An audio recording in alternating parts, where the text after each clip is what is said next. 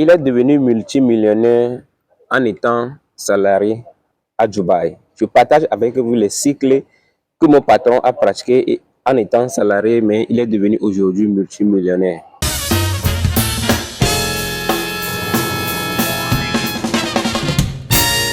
Salut à toi, bienvenue sur la chaîne à la table des richesses. Ici, nous démystifions la richesse. Ce soir, nous allons parler de cycles que les hommes qui sont les salariés peuvent faire pour devenir riches. Parce que c'est possible, tout le monde peut réussir, tout le monde peut le faire. Mon patron arabe, il est multimillionnaire aujourd'hui à Dubaï grâce au salaire. Alors, il avait commencé ici comme chauffeur.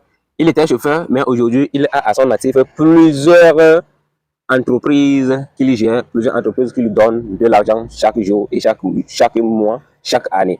Toi, tu peux devenir riche si tu mets ces pratiques, si tu mets ces conseils en pratique. Alors, le premier conseil, c'est qu'il faut faire tout pour vivre au-dessous de tes moyens. Si tu es salarié, il faut vivre au-dessous de tes moyens. C'est très important. Il y a certaines personnes qui aiment vraiment plaire aux gens, qui aiment vraiment montrer aux gens qu'ils travaillent, qu'ils ont de l'argent, alors qu'ils n'ont pas de l'argent. Ce que tu dois garder en esprit est que un fonds que tu dépenses pour plaire quelqu'un en achetant des habits, en achetant des chaussures, en achetant dans des endroits chics, il faut savoir que cela ne va jamais te donner un sou en retour. Plutôt, c'est une perte énorme pour toi.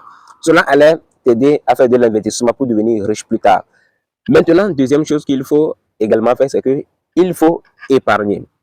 Et pour épargner, il ne faut pas attendre dépenser avant d'épargner, mais plutôt, il faut épargner avant de commencer par faire des dépenses.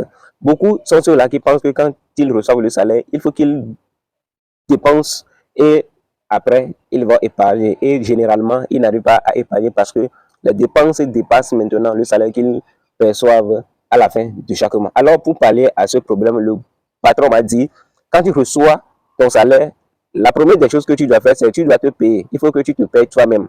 Tu dois épargner une partie de ton salaire avant de commencer par payer tes frais d'électricité, tout ce que tu vas dépenser dans le mois. Il faut, premièrement, une fois le salaire tombe, il faut payer toi-même, il faut épargner.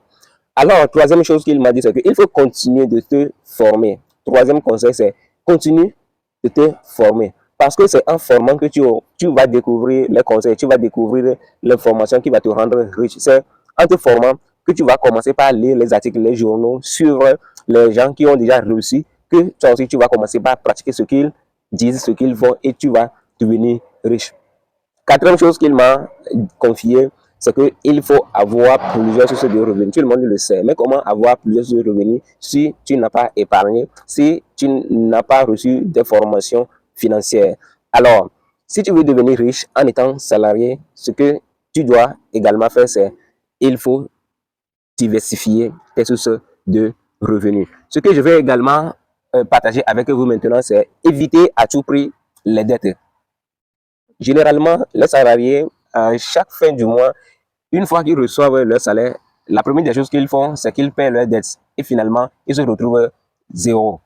Ils n'ont pas de l'argent, ils vont encore aller prêter de l'argent pour maintenant continuer par vivre dans le mois. Il m'a dit, il faut tout faire pour éviter les dettes. Parce que les dettes appauvrissent. Les dettes n'aident pas à avoir de l'argent à sa possession chaque fois.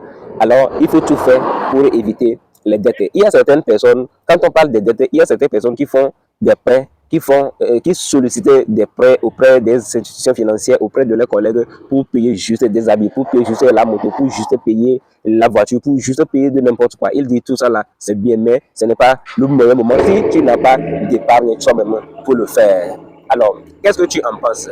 Tout ce que je viens partager avec toi, ça ne sert à rien si tu ne le mets pas en pratique. Alors, je te conseille vivement de mettre tout ça là en pratique pour que l'année à venir, tu puisses être parmi les salariés qui touchent plus que leur salaire. Allez, ciao!